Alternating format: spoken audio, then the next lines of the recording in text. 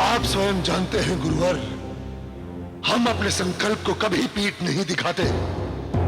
हम पीछे पलटकर परिणामों को नहीं देखते। करतल में प्राणों को रखकर मृत्यु को चादर की भांति मस्तक पर ओढ़कर आगे बढ़ जाते हैं। कभी रुकते थमते नहीं। महेश, दम्भ किसी सीमा तक ठीक होता है, किंतु कामांध होना, कामांध तो नेत्र विहीन हो जाता है। बस उसकी लज्जा और शील समाप्त हो जाते हैं। गुरुवर, कदाचित आपने हमें हमारे संकल्प के पूर्व ये शिक्षा दी होती। अब तो उस मोहिनी के मोह में हम अनुरक्त हो गए हैं। अब हमारे नेत्र उसकी आकृति के अतिरिक्त किसी भी आकृति को स्थान नहीं दे पा रहे हैं। हम विवश हैं गुरुवर, हम विवश हैं। कृपया हमें क्षमा करना। द्वारपाल! जी महाराज। गुरुदेव को राज रथ पे सवार कर सादर तपोवन में पहुंचा दो। जो आज्ञा महाराज।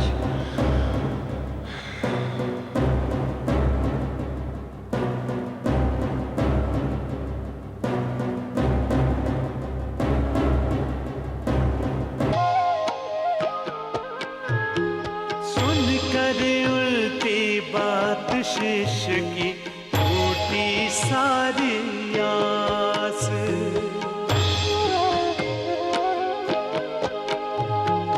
महिषासुर का मांध अति दंभ द्वेष की खान, गुरु कथन कैसे सुने था विनाश का काल, विपरीत गुरु की आज्ञा का अवमान किया, स्वयं मृत्यु को पत्नी रूप में वर्ण करूंगा ठान लिया, वर्ण करूंगा ठान लिया, वर्ण करूंगा ठान लिया।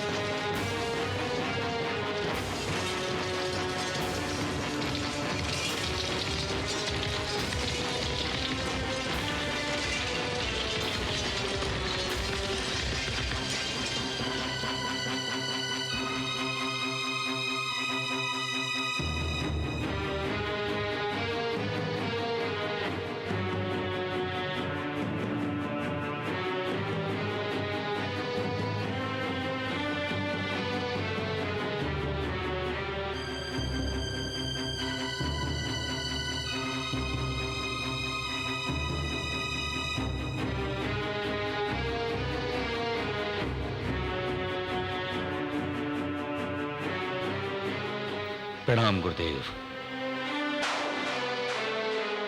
रक्तबीज। गुरुदेव, अनर्थ हो गया। मेरा अनुष्ठान भंग हो गया। मेरी साधना निष्फल हो गई। क्या कहते हो रक्तबीज? तुम तो कठोर व्रतधारी हो, तुम्हारी साधना भी निष्फल हो गई?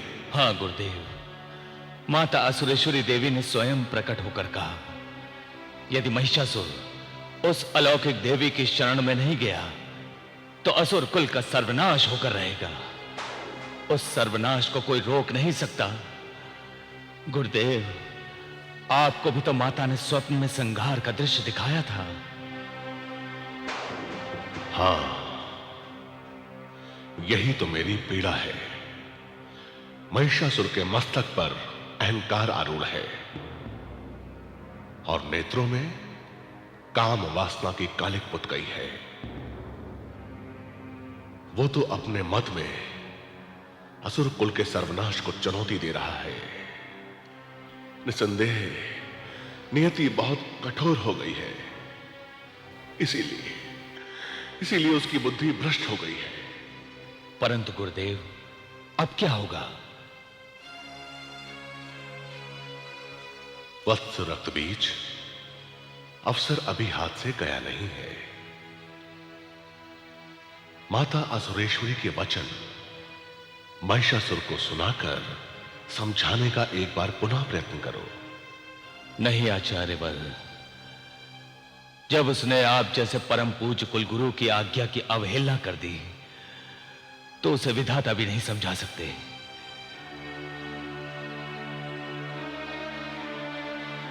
जब जलयान का स्वामी ही स्वयं अपने जलयान को समुद्र में उठे चक्रवात में झोंक दे, उसे कौन बचा सकता है? गुरुदेव,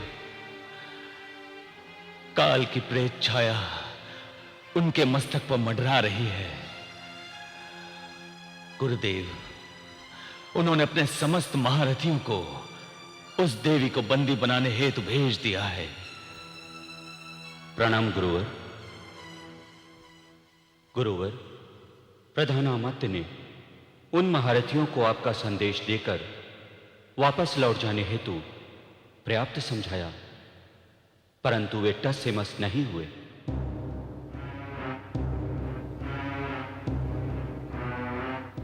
गुरुवर, ब्रह्म मुहूर्त हो गया है। सूर्योदय होते ही वे उस देवी को बंदी बनाने हेतु आगे निकल पड़ेंगे।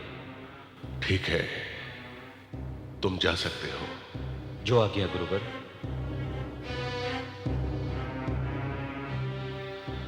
यह सूर्य उदय कहीं असुर कुल का सूर्य अस्त न बन जाए।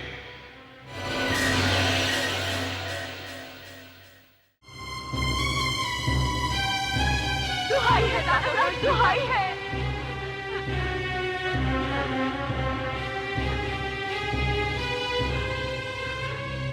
दुहाई है दानवराज, दुहाई है।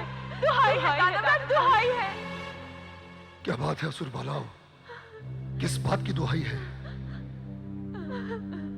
आप सब ऐसी भयाक्रांत क्यों हैं? आप सब इतनी चिंतित और व्यग्र क्यों हैं? हे दानवराज, क्या आपको ज्ञात नहीं, जिस स्त्री ने दुर्दांत महाबली दुर्मुख की दुर्दशा की, उसे पकड़कर लाने के लिए हमारे प्रति प्रस्थान कर रहे हैं। हमने उन्हें बहुत रोका, पर अति उत्साह में उन्होंने हमारी एक भी ना सुनी। हे प्रभु, आप उन्हें रोकिए। मृत्यु रूप से आई हुई इस अधना स्त्री से दूर रहने में समस्त दानों का कल्याण है। हे स्वामी, आप शीघ्र ही हमारे पतियों को उस काल रूपिणी के पास जाने से रोकिए। कृपया उन्हें वापस आने की आज्ञा दीजिए दानवराज। महाबली महिषासुर की प्रिय सन्नारी बहनों, ओ मेरे सेना नायकों की अर्धांगिनियों, अकस्मात भयभीत होकर कायरों की सी बातें करना आप सबको शोभा नहीं देता।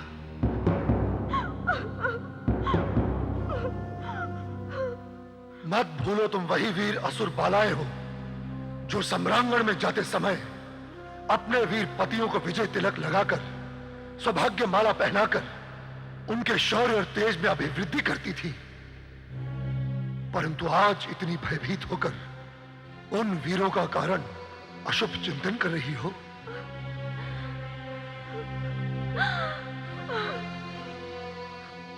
कायरों की भाषा बोलने के लिए तो देवता और उनकी भयाक्रांत देवांगनाएं बहुत हैं। यूं कायरों की भाषा बोलकर, दया की भीख मांगकर हमें लज्जित मत करो बहनों।